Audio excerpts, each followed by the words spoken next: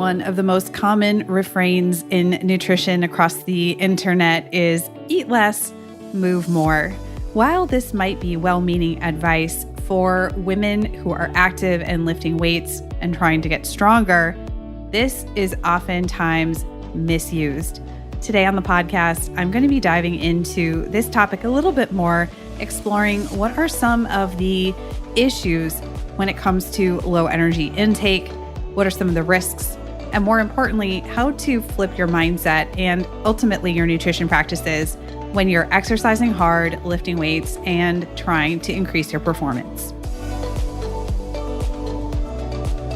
Welcome back to the podcast. Thanks so much for joining me today. I am solo on this episode. We are going to be digging into some things you need to know about the old adage, eat less, move more, why that could be impacting your ability to get stronger, build muscle, have more energy, and ultimately perform better. And some of the interesting stories that have come out of a very recent event that happened here in the world that kind of speak to how this issue is affecting women at various levels of sport. So even if you don't compete, even if you're not an elite athlete, I hope that this episode resonates in some way. And it really is driving a lot of the work that I'm doing lately, and I was doing several years ago. So here's the thing. This is episode 350, and I just wanted to celebrate that really quickly because I feel like it's a milestone. It feels significant for some reason, but the thought of closing in on 400 episodes is kind of boggling my mind. So I just wanted to say a quick thank you to everybody who continues to listen to the show. Thanks so much for tuning in, for sharing it on social, especially on Instagram. That's where I hang out all the time. And thank you for telling other people in your life about the podcast. It's really cool to hear people say, hey, I found you through so-and-so. They sent me this episode and wow, this is exactly what I needed at this point in time. So we're going to dig into a little bit of this stuff today about eat less, move more, energy availability, and so on. And while you're listening to this, if you're thinking, oh my gosh, I need help with this, I need to get my nutrition house in order, and I need some assistance in doing it, remember that I have my Strength Nutrition Unlocked group program. It's currently in session, so you can't join, but join the wait list.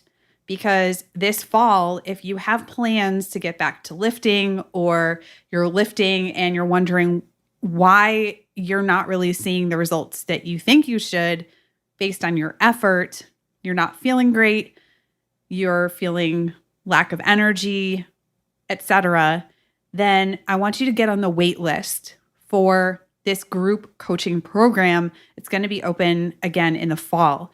And you can do that at stephgaudreau.com/link, stephgaudreau.com/link. That will take you to the wait list. Of course, you can also find it through Instagram by going to my LinkedIn profile. Okay, so the reason I wanted to do this show is, yes, of course, this is very top of mind as I'm delivering this group program to the people in my program. And I've talked about this stuff before on Instagram stories a lot. But one of the things that came out of the most recent Olympics in Tokyo were a ton of stories that you could sum up the headline to say this: women athletes ate more and performed better.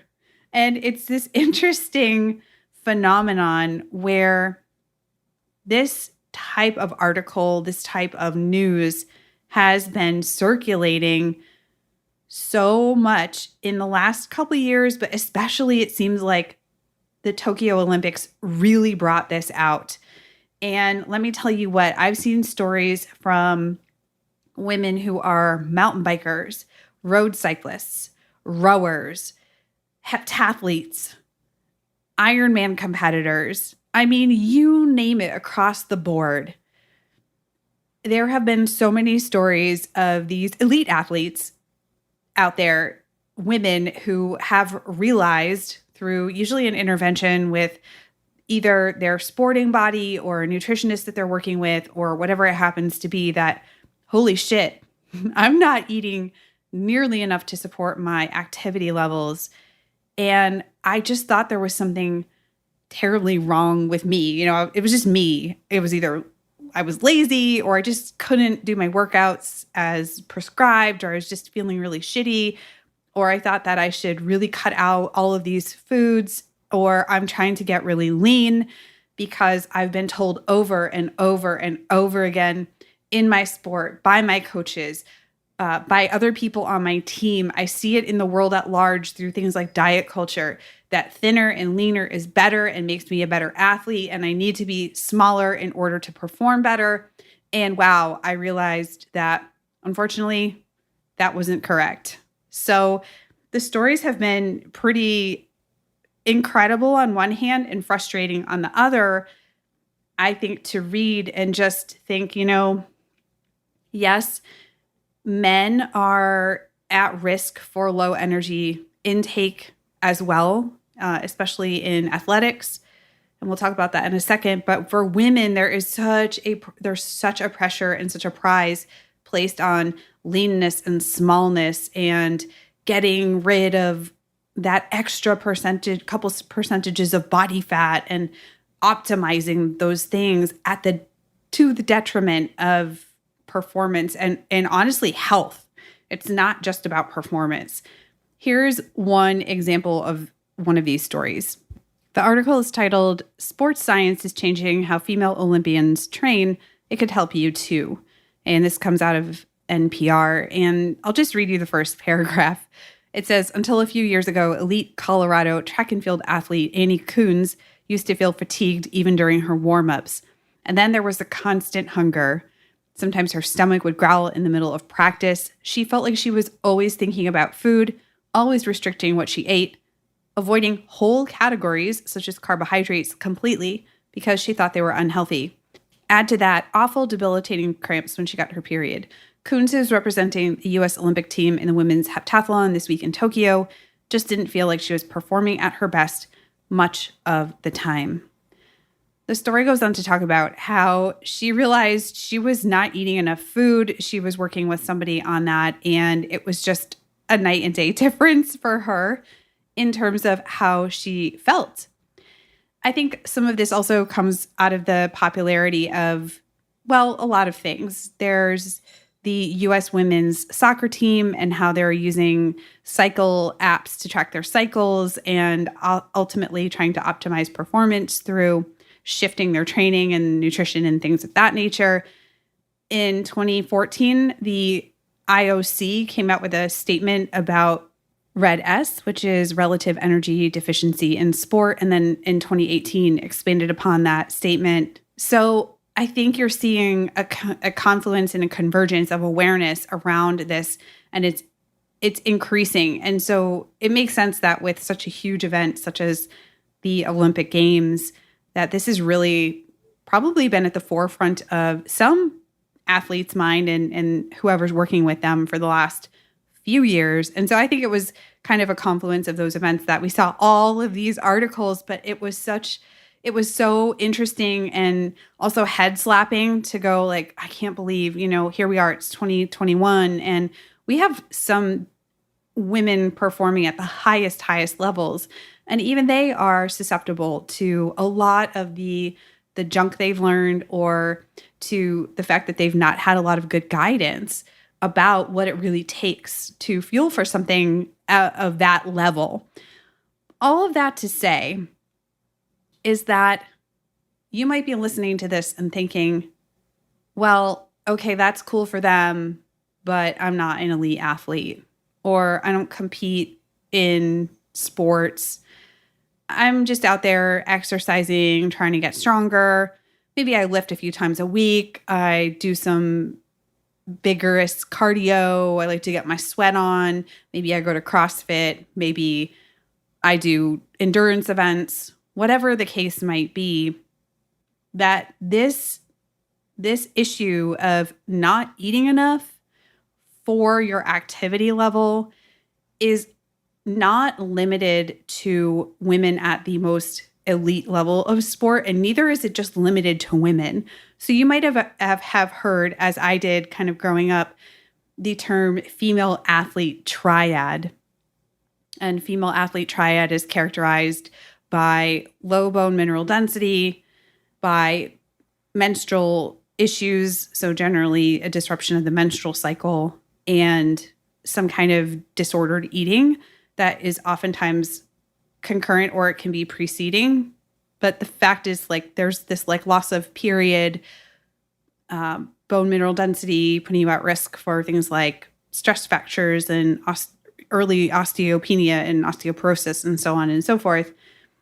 And what the IOC consensus statement in 2014 did was really open that up and say, well, we've noticed that this isn't just unique to women athletes, that men can also be at risk of this too. So it was really expanded to relative energy deficiency in sport, RED-S, and not without controversy, but it was making the point that women are not the only ones at risk for this, that male athletes can also deal with this relative energy deficiency by the fact of not eating enough or low energy availability compared to their activity levels. So I think it's interesting to just kind of bookmark that idea.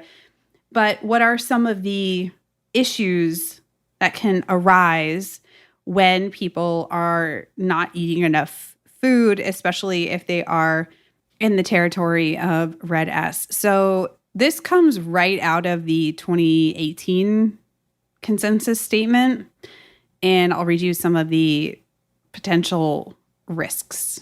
So those would be things including, but not limited to, impairments in metabolic rate, menstrual function, bone health, immunity, protein synthesis, and cardiovascular health. And how does that kind of come out? Well, there are cognitive issues, so issues with judgment and concentration, coordination, mood issues, irritability, depression, and of course, what we are thinking of when we're thinking about athletic or physical performance, which is being able to actually perform.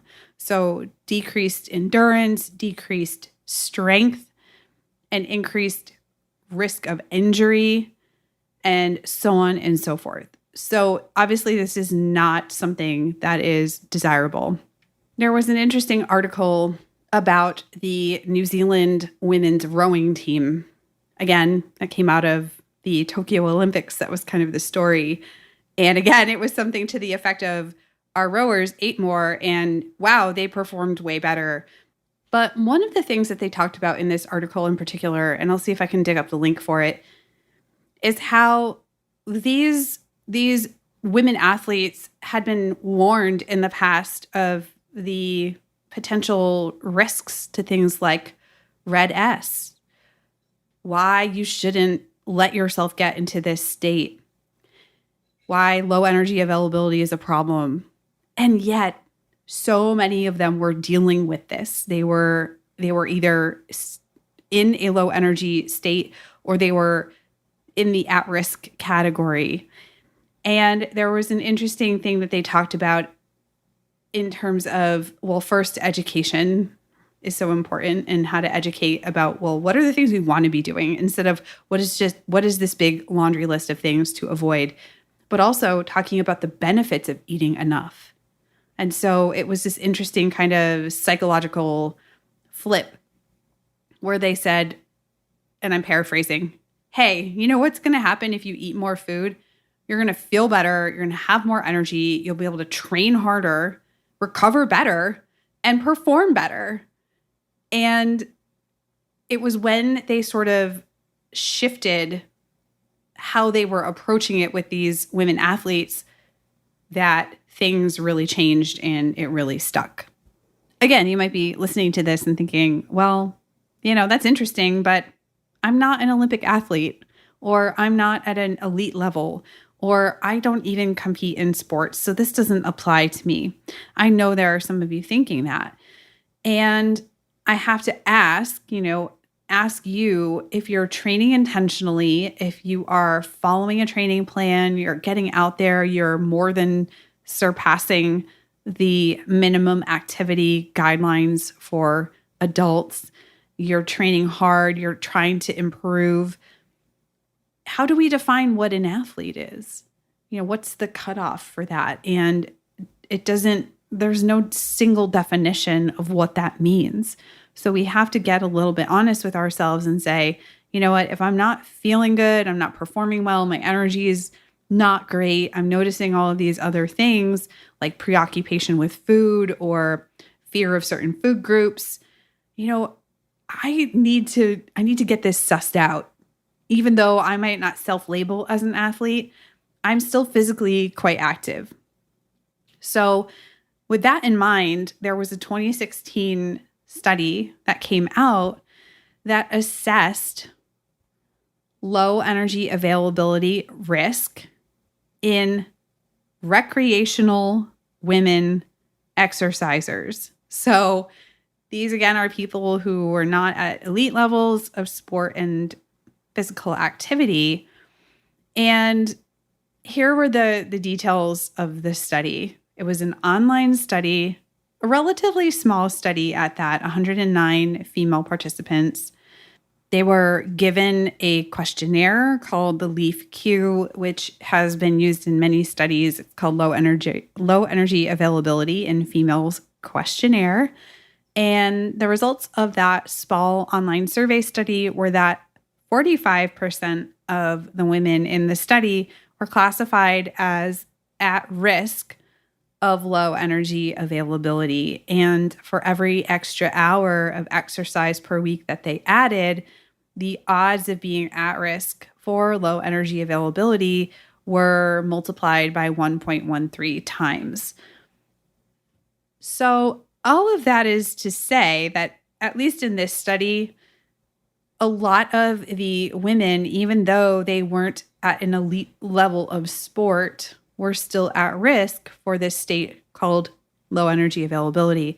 Remember, that means not eating enough to support your activity levels when you're taking into consideration your body's necessary functions as well. And earlier we talked about low energy availability being at the root of things like red S. So I hope that gives you a little bit of perspective that this doesn't solely happen to elite athletes. It doesn't only happen to women athletes either. And I think it's important that we have that dialogue and we have that conversation about thinking about how much are we eating. And this is why the old saying of eat less, move more is, again, could be well-meaning, but is it universally applicable? Of course it's not. For example, on a personal note, about 5 or 6 years ago, I was competing in Olympic weightlifting. I've told this story before, but I think it's worth repeating. I was on a macro counting plan for 3 months with a coach who was checking in with me once a week. And by the time I was done with that 3-month cut, I was definitely in the range of low energy availability now that I know what that is. Now, of course, I did not stay at that level of low energy intake. And looking back, I was definitely in a low energy availability state, given the amount that I was training and the amount of food that I was told I should be consuming. This is why it's just really tricky, and you have to be really mindful and careful, because you might think, well, I'm not competing, or you might get a plan from somebody and just think, well, they said that I should come out of it and go back to maintenance, but you know what? I know better. And so I'm just going to keep it going.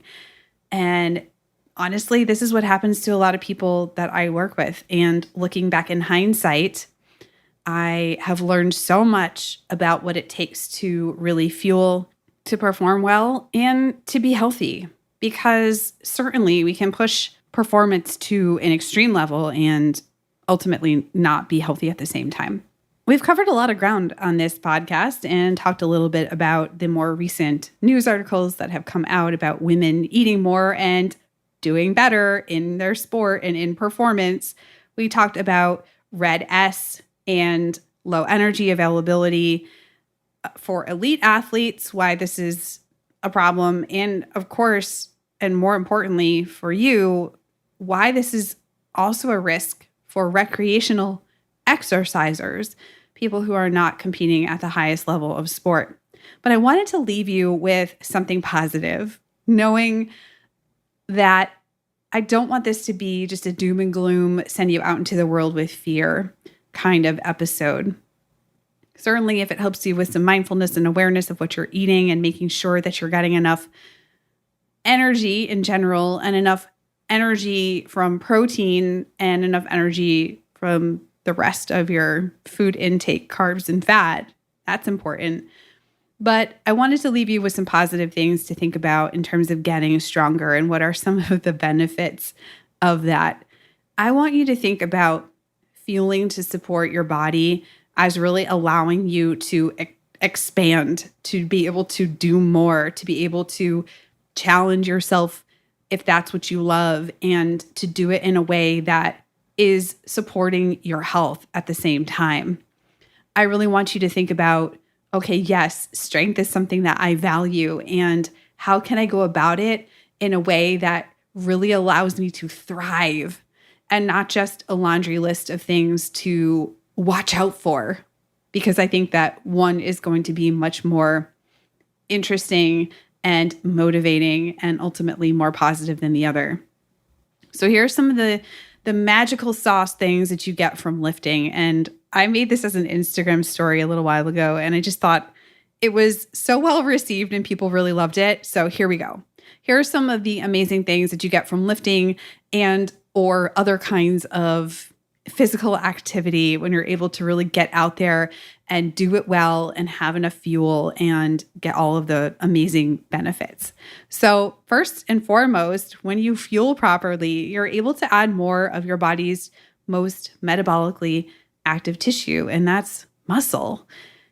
And of course, metabolism is much more complex than what I'm about to say. But if you're worried about your metabolism going down or slowing down, you've got to think about a few things. Eating enough food and building muscle. And you build muscle with resistance training, right? Things like lifting weights.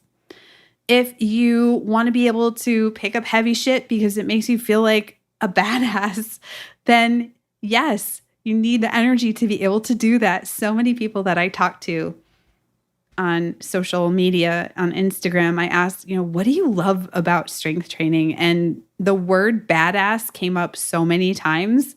People were saying, I love feeling like a badass. It makes me feel so strong and like a badass.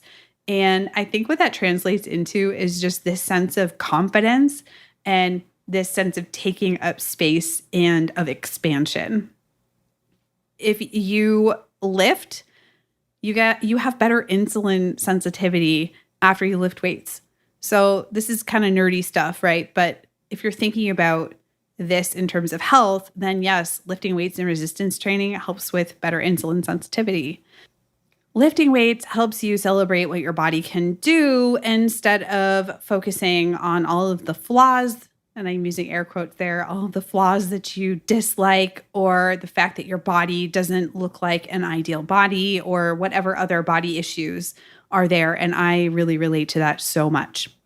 When you lift weights or you're feeling stronger, you're better able to care for loved ones. So many people that I've talked to over the last year have said things like, I'm actually really interested in being able to be stronger in my daily life because I'm caring for an older parent, or I'm caring for my kids and just carrying them around. Gosh, they're getting heavy. And somebody recently said, I want to be able to carry my child around for as long as they want to be carried around for. Her kids are getting older and heavier because they're growing. And she said, I just want to be able to keep carrying my kids until the point they tell me, I don't want to do that anymore. I just thought that was really sweet. If you want to carry all the groceries in one trip, maybe this goes into the badass category, but I don't know about you. There's some sick satisfaction I get from being able to carry every single bag of groceries and not have to go back to the car. So if you're a fan of that, then yeah, lifting weights is going to help you with that and being stronger and having more energy. Okay, again, going back to more serious health things. Of course, resistance training is so important in terms of having stronger bones and better bone mineral density. So that way we can avoid osteopenia and osteoporosis. And there's some interesting, more recent evidence that has come out to say not only can we prevent the loss of bone mineral density, but we can start to remineralize and actually build this back. So again, this is not the sexy talk that most people want to hear. They want to hear about booty gains and toning and, having a certain look and PRing their squat and all that stuff. And at the same time, it's some of these more real health things that come up that are really important and important to talk about.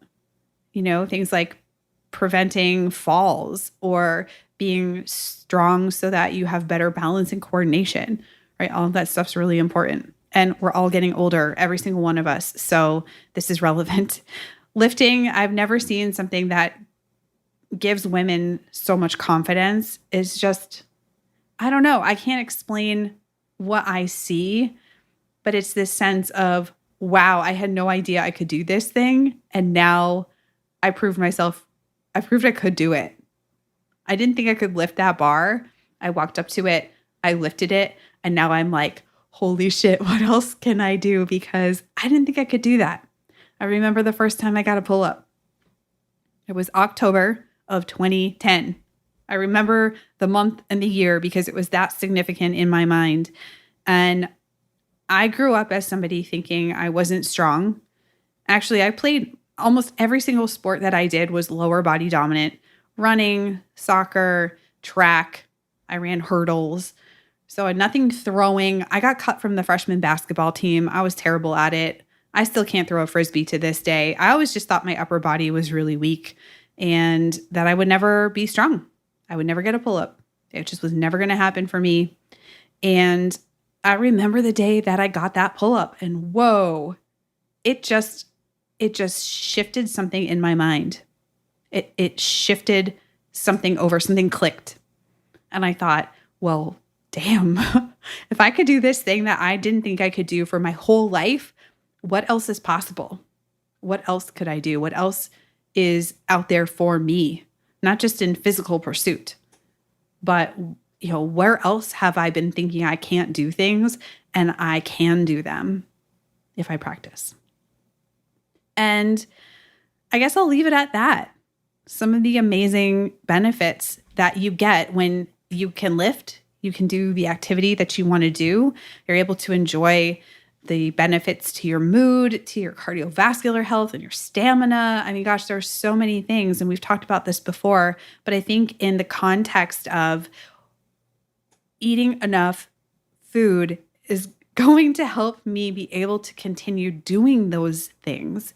Because if I am lifting and I am just so drained and exhausted and not eating enough and not recovering well, and I get frustrated or I get disappointed or I get injured, then there's a chance I'm going to stop lifting forever.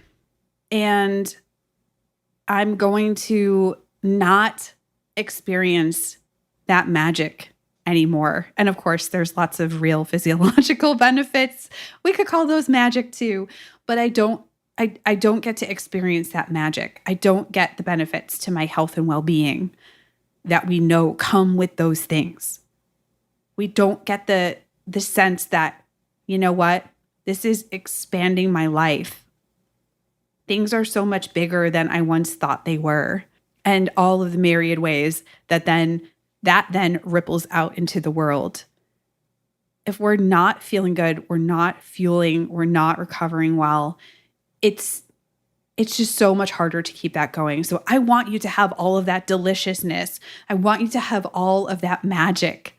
I want you to experience those things because you are well fed and you are well rested and you are following a smart training program that's going to help you progress and not burn yourself into the ground with training. You feel strong and vital and energetic and like you can take on the world. That's what I want for you. So I hope that this episode has been interesting and informative and inspiring at the same time.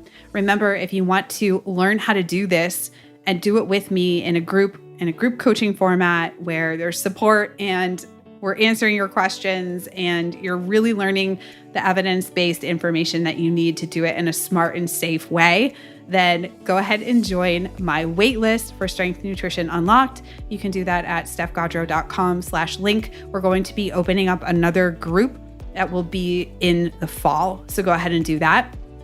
Of course, the show notes will be at stephgaudreau.com if you want to go back and read through the show notes or share any of the links that are in there or just pass it on to a friend. That's awesome. You can also find links to major podcast apps there. So if you're not currently subscribed to this show and you just happen to stumble across it, then yes, please subscribe to this podcast. It's free for you, but it helps other people find the show and spreads the word.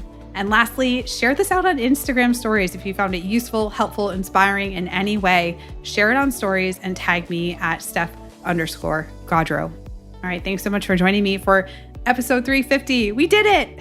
I can't wait to be back soon with you again with another informative episode. And until then, have an incredible week and stay strong.